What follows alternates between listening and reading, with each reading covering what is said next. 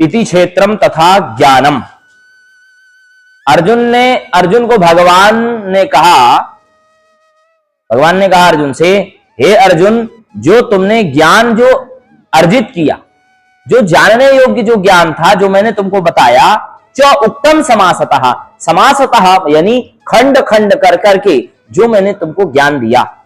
मदभक्त एत विज्ञाय, हे अर्जुन, अगर मेरा भक्त इसको जान करके क्या करता है, उपपद्यते, या इसको अनुगमन करता है, उसी में काम करता है, तो निश्चित ही मद्भावायोपपद्यते, यानी कि मेरे भाव को, यानी कि मुझको प्राप्त होगा, यानी कि आप भगवान को प्राप्त हो जाएंगे।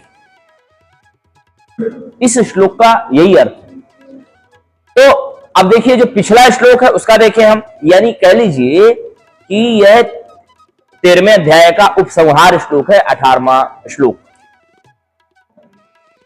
ज्योतिषामपि तज्ज्योतिः तमसः परमुच्यते ज्ञानम ज्ञेयम ज्ञानगम्यम हृदि सर्वस्य विष्ठितम। भगवान ने कहा यह जो परब्रह्म परमात्मा है, ज्योति के रूप में विद्यमान है, यानी आत्मा के रूप में विद्यमान है। ज्योति यानी तुम्हारे पेट में जो विद्यमान जो वैश्वानर जो अग्नि है, उसको चलाने वाला परब्रह्म परमात्मा है।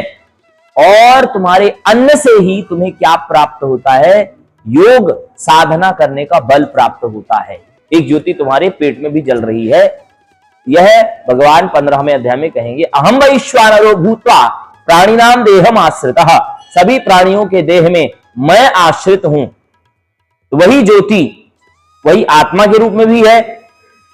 और भगवान ने इसके पहले श्लोक में कहा, अविभक्तम जो भूतेषु विभक्ति स्थितम भूत भारती तज्ञेयम ग्रसिष्णु प्रभविष्णु च। हे अर्जुन, व्यक्ति खंड खंड हो सकते हैं, जीव खंड खंड हो सकते हैं, पशु एक अलग जाति है, पक्षी एक अलग जाति है, सर्प एक अलग जाति है, मछली एक अलग जाति है, और तुम्हारा मानव एक अलग जाति है। सभी सृष्टि अपने अपने जाति में बटी हुई है, अभी विभक्त है, परंतु सभी भूत विभक्त जो है, जिसकी सत्ता है वह विभक्त है, परंतु विभक्त कौन नहीं है, तो न ग्रसिष्णु विभक्त है, न प्रभविष्णु विभक्त है। ग्रसिष्णु यानी शंकर। ग्रास कौन करता है, खाता कौन है, तुम्हें और हमें कौन खाएगा, मृत्यु ही तो खाएगी। कौन खाएगा बोलो, मृत्यु ही तो खाएगी। और ग्रसिष्णु प्रभविष्णु जो प्रभाव करेगा तुम्हारा, यानी तुमको पैदा कर रहा है कौन, ब्रह्मा के साथ साथ जो ग्रसिष्णु यानी भगवान विष्णु। इसीलिए इस अध्याय को हरिहर अध्याय कहा जाता है, 13वें अध्याय। यानी जो भगवान शंकर और विष्णु में भेद करने वाले हैं, ऐसे पंगु पंडितों को क्या करना चाहिए, गीता का 13वां अध्याय और श्लोक नंबर 16 पढ़ना चाहिए। ग्रसिष्णु प्रभविष्णु च, भगवान साक्षात कहे हैं, यहां पर कृष्ण नाम का आश्रय लेकर के जो क्या बोलते हैं, इधर उधर का ज्ञान बांटते हैं, उनके जैसे शब्द बोलना हमें शोभा नहीं देता। अगर हम भी वैसे बन जाएंगे तो कैसे काम चलेगा। प्रमाण के साथ बात कर रहा हूं। और इसके पहले वाला जो श्लोक है, बहिरंतश्च भूतानाम अचरम चरमेव च सूक्ष्मत्वात् तद्विज्ञेयं दूरस्थं चान्तिके च यत्। अंदर भी हूं, हे अर्जुन, मैं अंदर भी हूं, मैं बाहर भी हूं, जो सबसे अंतिम में खड़ा है मैं वहां भी हूं। यानी भारत तुम्हारे कहां पर है, एशिया पैसिफिक ओशियन में है।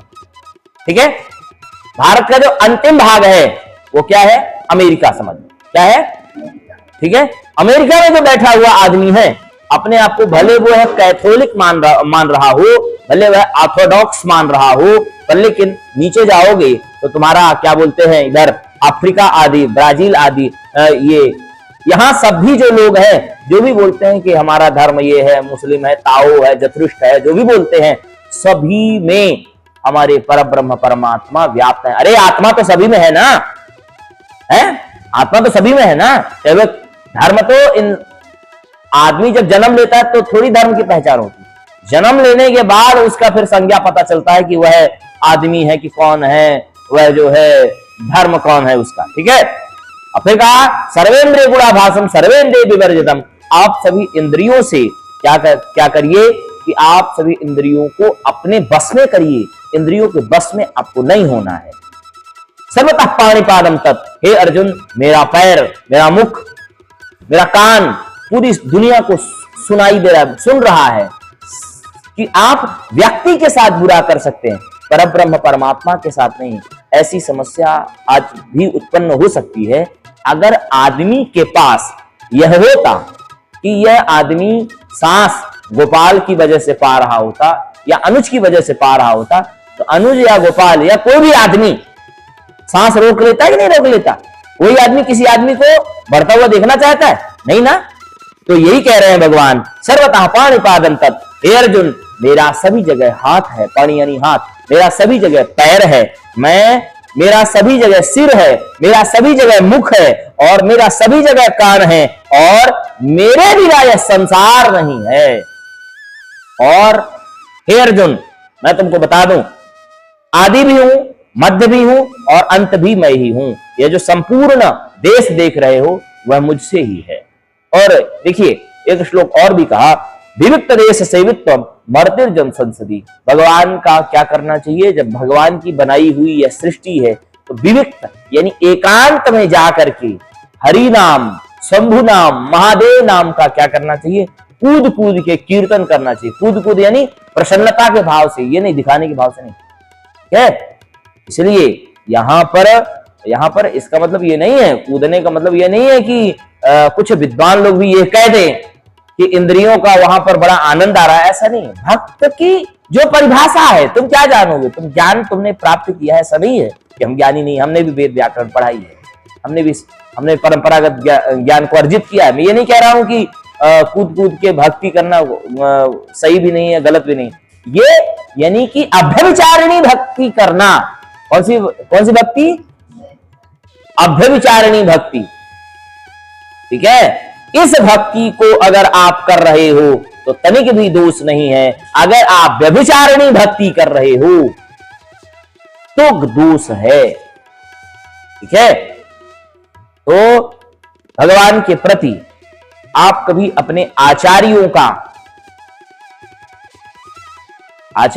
कभी भी आप अपने अपमान न करें। मैं नहीं कह रहा हूं, आचार्योपासनम शौचम स्थैर्यमात्म विनिग्रहम। सबसे पहले तो आपको क्या करना है? शौच क्रिया अच्छे से करनी है। क्या करना है? पहले भोजन कम करना पड़ेगा ना, भोजन पहले कम करना पड़ेगा। पहले आपको इच्छा द्वेष त्यागना पड़ेगा। फिर क्या करना पड़ेगा? ऋषियों के द्वारा जो गीता आदि कहा गया है, ऋषियों के द्वारा यह जो शास्त्र प्रवचन है, इनको सुनना पड़ेगा।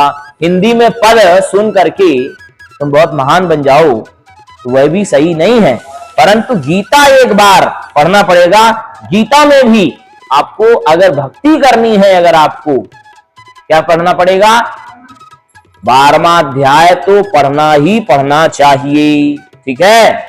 आज के श्लोक में भगवान ने यही कहा, हे अर्जुन इति क्षेत्रम तथा ज्ञानम, जो मैंने तुम्हें शरीर के बारे में जो ज्ञान दिया, हेयम चोक्तम समासतः, जो मैंने उसके विभाग को जो मैंने प्रतिपादित किया तुमसे, मद्भक्त एत विज्ञाय, जैसा मैंने कहा उस प्रकार से अगर कोई भक्त अगर उस तरह से करता है तो क्या होता है?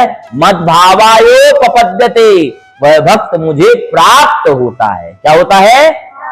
हाँ, यह जो श्लोक है 13वें अध्याय का 18वां श्लोक, यह 13वें अध्याय के उपसंहार कहा जाएगा। और देखिए कितना अच्छा संयोग है कि आप आगे पढ़ेंगे गीता का 18वां अध्याय, भागवत, ये श्रीमद् भागवत का क्या है? श्रीमद् भगवत गीता का क्या है? उपसंहार है, ठीक है। संपूर्ण चीजें आपको कहां मिलेंगी? 18वें अध्याय में मिलेंगी। और 18 ये 13वें तो आप देख ही लिए। इति क्षेत्रम तथा ज्ञानम ध्येयम चोक्तम समाशतः मद्भक्त एत विज्ञाय मद्भावायोपपद्यते